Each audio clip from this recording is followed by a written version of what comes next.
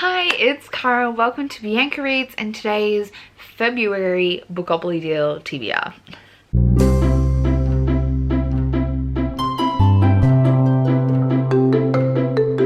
So Bookopoly deal, if you didn't know, is my new TBR game. Our first round was in January. I'll try and remember to link the video if you want to check out January's Bookopoly deal video. And get an idea of how the game's played, but I'll kind of talk you through it as we're playing today. Basically, we're playing Monopoly Deal to pick our TBR, is the way of it. It is currently, we're almost at the end of the second last week of January, so I still got like a whole week left on my January TBR, and I have 2.5 things left on my Bookopoly Deal TBR to be done, but I think that will happily easily get done before the end of the month. So I'm not taking a punishment this round. I'm trying to think of, I have ideas for what my punishment could be, and we'll see. We'll see. Let's get started. Here is the drawers. Cut to me drawing. Okay, so we are filming upside down today. That's alright, you won't notice that because I will flip it for you, but I have to have the leg elevated, so that's what this is. So you're seeing me a little bit here, but I think this might be a good setup because I feel like I've got a lot of space to lay things out. I was impatient and I'm bored. It's currently the 20th of January, but we're filming this TBR, or at least this part of the TBR. You won't see the TBR too much later. I'm filming the deal part today because I'm bored and I want to. So we're going to be dealing these cards today and playing Bookopoly Deal. And obviously you'll see when this actually comes out how I ended up going on this one's Bookopoly Deal. Spoiler alert, I'm already almost done, so I think it'll be fine. But yeah.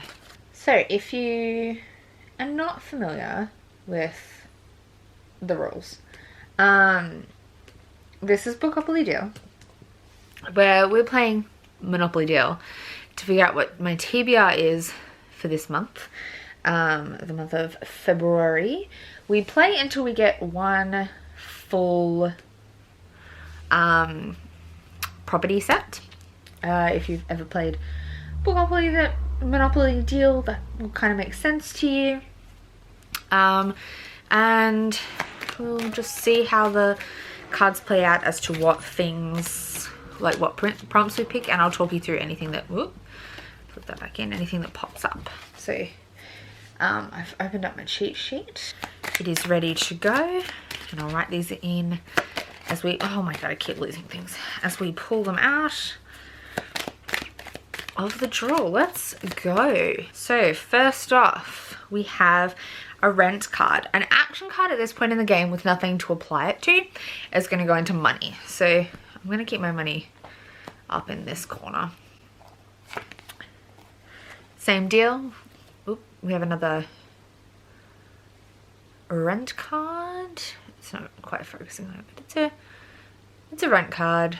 It's also going to go in money. Another one.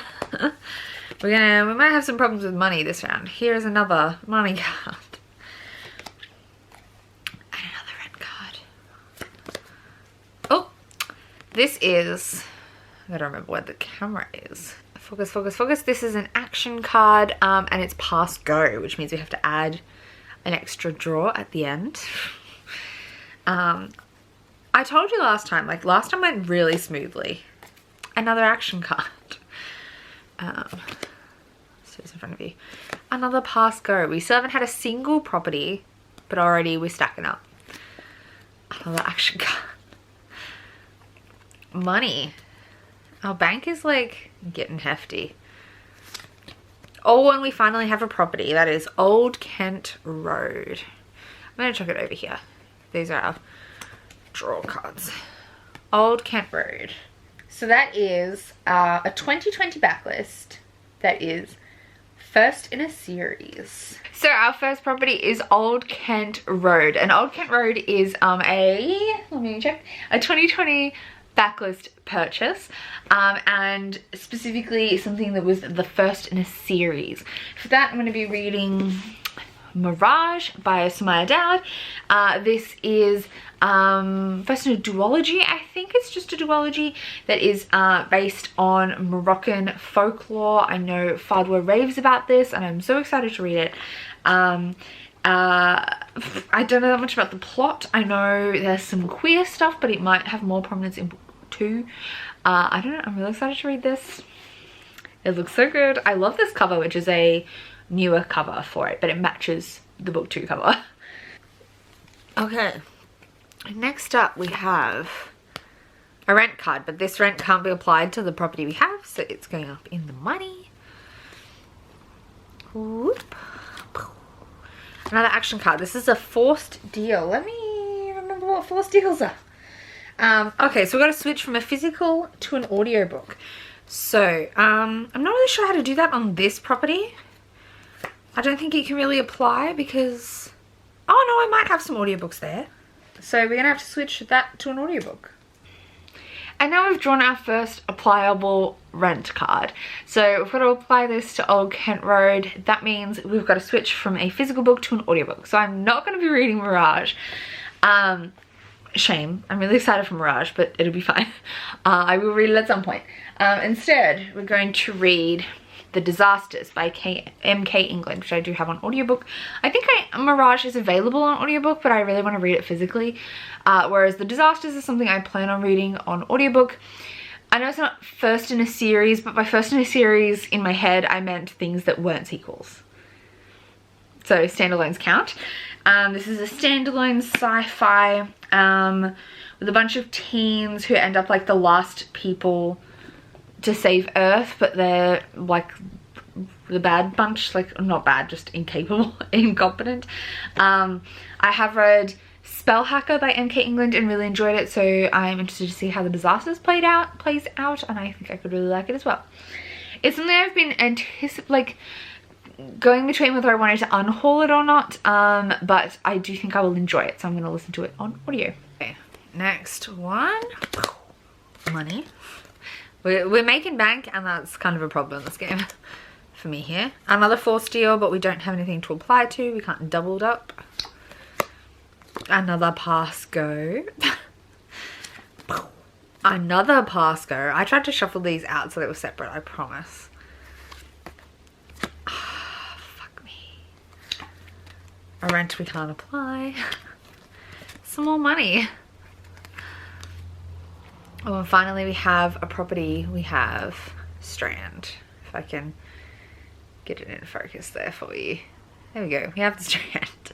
The Strand is a historical book. Our next draw for a property was The Strand, and this is a historical, so genre other historical. For that, I'm going to be reading Last Night at the Telegraph Club by Melinda Lowe. I'm pretty sure this is set in the 40s or 50s in America, following Asian main characters in the queer underground scene. Is, I believe, the premise. I'm really excited to listen to this on audiobook. I have it out. I bought it through Audible, and it just looks so good. It looks so good. And I've been hearing only amazing things about it. Queer, culturally diverse. It's going to be so good. Okay, next property. Well, next card, let's say, because it might not be a property. I hope it's a property at this stage. Oh, thank God. It's a wild card. So this kind of wild card, which you can see here has, let me try and get it in the right part of the frame for you, has both yellow and red, which means I can pick from either the yellow set or the red set. So red is other genres, yellow is contemporary. So I can pick either any contemporary or any other genre, which is like mystery, thriller kind of thing. I'm going to stick this like this because we can either use it as a yellow or a red depending on how our sets go. Which does not impact what book I pick for it. Then our next property space is our first wild card, I think. I don't think we've seen a wild card before, and that means we just stick to the overall category and we can pick from either of the two categories. So this is a red yellow wild card, meaning it can either be an other genre or a contemporary. And so for this, I've decided to go with The Girls I've Been by Tess Sharp, which I don't have in my hands yet, but I'm hoping to get sometime early in February. This is a new release following, which is kind of a contemporary and an other. It's a little bit of a contemporary thrillery kind of aspect. We follow a girl who's, I think her mum's a con woman, and she's been changing her identity all the time. But then she gets caught in a bank heist with her friends, and it's queer. It sounds so good. She did a breakdown of how she does, Tess Sharp did a breakdown of how she does her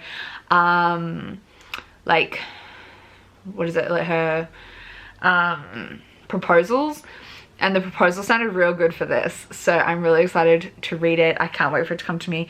It's also my LGBTQ+ subscription box book. It was for January, but I don't think it'll arrive till February. Okay, next draw. Oh, we have Pall Mall. Pall Mall is an adult high fantasy. That's great because I have a book I need to begin for that. That will work perfect. Our next property pool was Pall Mall, I don't know, which is an adult high fantasy. And for that, I'm going to be reading Black Sun by Rebecca Rowanhorse. This is also going to serve for the Buzzwordathon February pick, which is a colour, Black Sun. This is a high fantasy with some like sci-fi elements, I think, and it's set in it's inspired by pre-Columbian Americas. I know Rebecca Rowanhorse is a Black Indigenous author, like Indigenous to America, so Black Native author, I guess. I think she's Navajo, if I'm remembering correctly, and this looks so good. I've only heard good things about it, and I've been anticipating it so much. I've been trying to fit it onto TBRs. I'm just not getting around to it, so we're gonna prioritize it for February, and because it's the Buzzwordathon pick, I'm gonna have to read it. It's gonna be like my first read.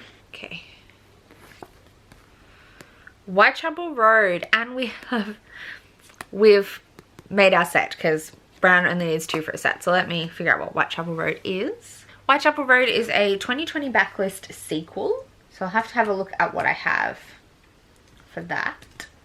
Next up we drew Whitechapel Road, which is a 2020 backlist sequel. So the first one we had was Old Kent Road, and that's a 2020 backlist, first in a series, or standalone. This one's a sequel, and for that I'm going to be reading The Slightly Alarming Tales of the Whispering Wars by Jacqueline Moriarty, which is the sequel to The Slightly Inconvenient Adventures of Bronte Meadowstone.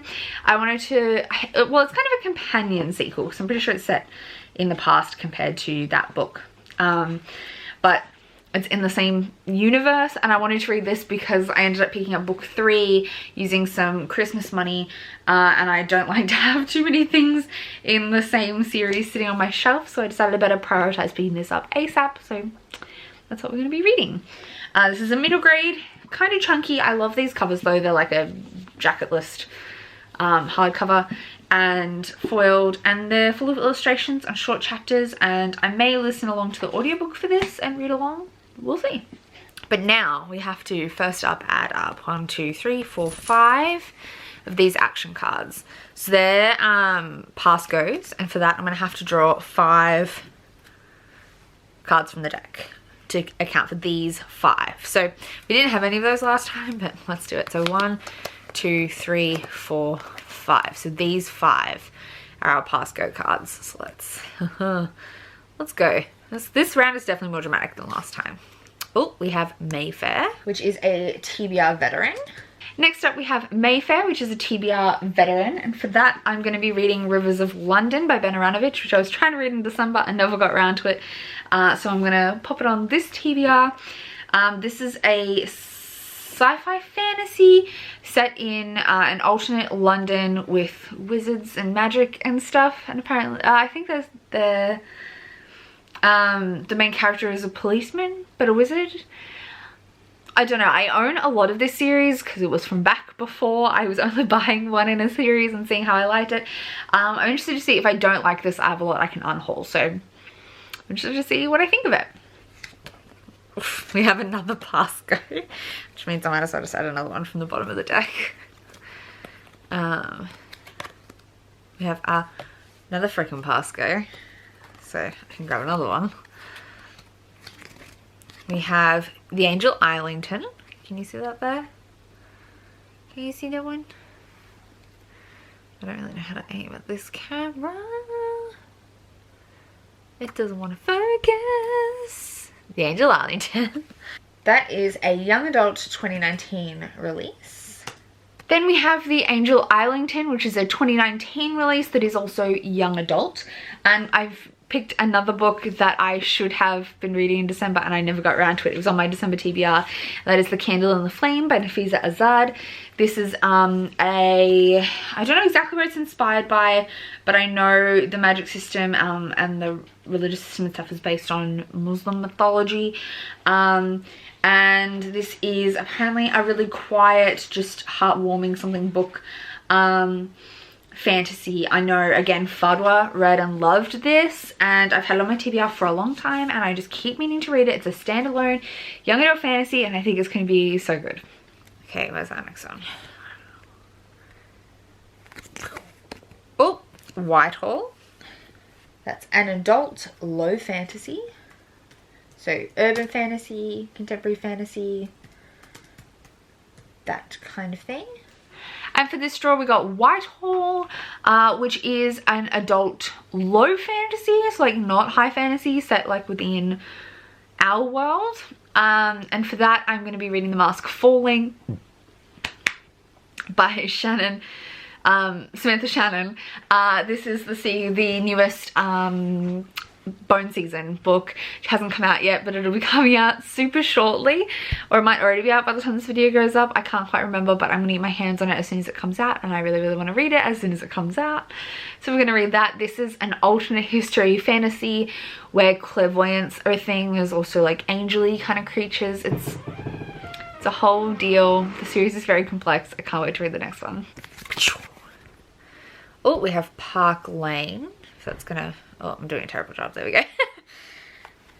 Which gets us another set, which we didn't need, but like, hey. That is a ebook. Something that's on my Kindle or Scribd ebook library. And then we drew out Park Lane, which is a Kindle library ebook release. And for that I'm going to be reading Cute Mutants Volume 1, Mutant Pride, which is, it sounds like it's a graphic novel, but it's not. It's an actual novel. And it's a like X-Men mutant story. I was recommended this by, oh, my legs are digging into the edge of my bed. I was recommended this by Mouse and Art, and they were both raving about it. So I added it to my TBR and I can't wait to read it. I don't know that much about it. It's queer, it's mutants. What else do you need to know? And our final pass go is some more money. So now we hit the next problem. We currently have 9 books picked, but we have to count up the money. This is the bit where I think things could get really dangerous. So if we have to make up a book, it doesn't have to meet any criteria, it can just be any books I want, but we have to read to complete the TBR. We have to read enough books to match up to the money. So 1, 2, 3, 4, 5, 6, 7, 8, 9 is how many we already have. So I need to read another 1, 2, 3, 4, 5 things. So I get to pick those. I'm probably going to draw them out of my jars because we haven't hit everything I would normally hit a jar from. But we'll see how we go. And some new releases. So we need 5 more things. So all up we're going to have 14 things I need to read. Shit. So there's our Bookopoly deal. Sorry, I repositioned myself a little. Hopefully that was more comfortable. How's that? All right, and so now we have to add up all our cash. So we have 5 extra cash cards. I'm not counting up the actual money on the cash, I'm just counting up the number of cash cards we've accumulated. And we've got 5 more cards more than the amount of books we've drawn for today. So that means we have to read 5 extra books to count as having finished the TBR. So these are 5 bonus books. I'm not going to select anything in particular for them, but I'm going to, yeah, try and the first 5 things other than these things that I read will go in this spot. In my little TBR book for this year, I've made a little spot for them, but I just haven't written anything in there. So I'm calling them a cash bonus. So I have to read a $5 cash bonus. But yeah, so that's the draws. I do also want to make sure I've ticked off every one of my boxes, like of different things from different parts of my like physical TBR I'm trying to read, which I did last month as well. I drew some things out of some TBR jars to count for that. So we have, normally I want to get 1 thing from my 2020 backlist purchases, which we have actually 2 things on this list. 1 thing from my 2019 backlist purchase, which we don't have any of. So we're going to be drawing 1 from that jar. 2 things from my 2019 new releases, of which we have 1. So I'm going to draw another thing. A TBR veteran, an ebook, we have both of those covered. And 3 from my 2020 new release section, we have 1 of those. So we're going to draw 2 more from that jar. So we've got 3 jars to draw from today. Let's see what we get. So this is the, I think this is the 2019 backlist jar, if I'm remembering correctly.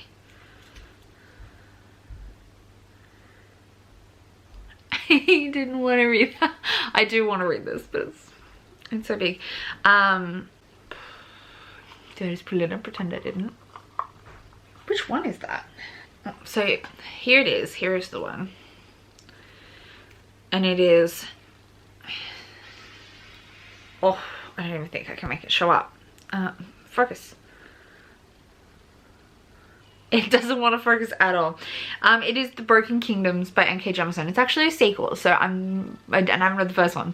It's in a bind up, so I'm going to draw again. So I do have the first one in here, but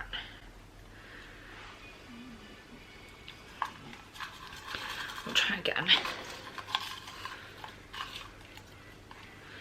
This one.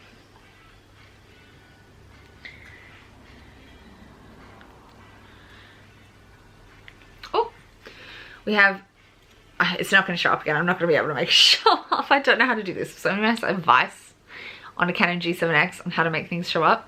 Tell me. This is Good Omens by Neil Gaiman and Terry Pratchett. Exciting. Exciting. I will be popping it back in the jar because I don't know if I'll actually get around to it. But because as happened in January, I'm not going to prioritize these. These are going to be my last priority, but they might come under one of those 5 depending on when we read it. The $5 cash bonus. So Good Omens. I'll grab it in a second. This is our,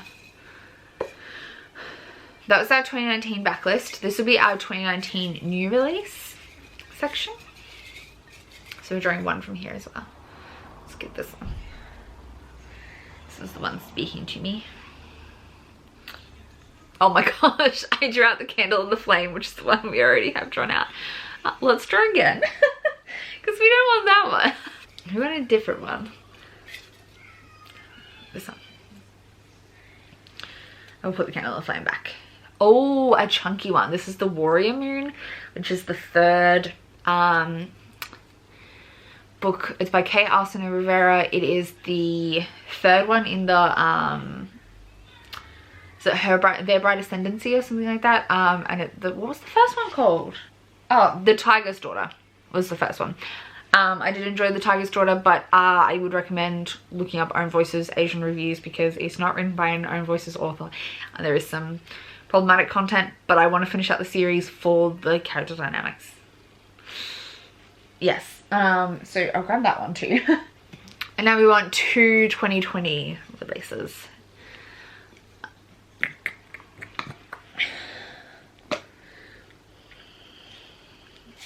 There's a lot in this jar. This jar's pretty chunky because I went a little bit ham with book buying in last year. Let's go this one. This is our first pick. Oh, Incendiary by Zoraida Cordova is our first one.